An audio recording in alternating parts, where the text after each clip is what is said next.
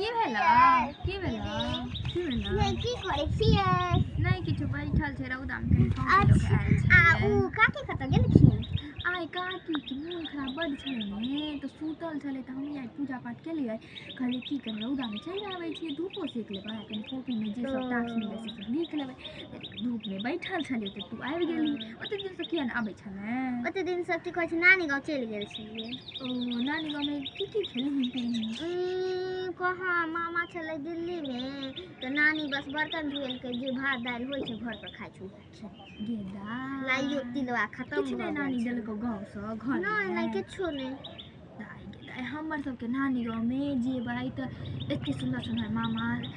दाई कथी खेबै समोसा खेबै कि लिट्टी खेबै सब चाट के दुकान पर ल जाइ छै जे खाइ के मन होइ छै से कहै छै खो खो हम पैसा देने जेबो हम सब त बड़ मजा से खाइ छी अपन रहै छी हमर नानी हेते कपड़ा दै छै ओ कहबै दीदी कथी कहै छलियै हमरो कपड़ा सब भेजलकन 2 सेट कपड़ा एगो टाइट वाला जींस एगो फलर वाला जींस आ 2 सेट टॉप आ कथी 1 सेट साड़ी देलके मम्मी के आ खाए पिए ला किछो नहीं भेजलके पैसा किछो नहीं बस नहीं हमर सबके त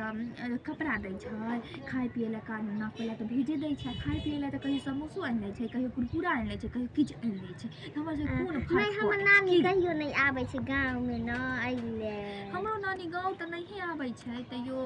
अपन रहै छै मामा सब रहै छै त घुलि मिल के अपन सब कुछ क दै छै बेटी बुझै छै त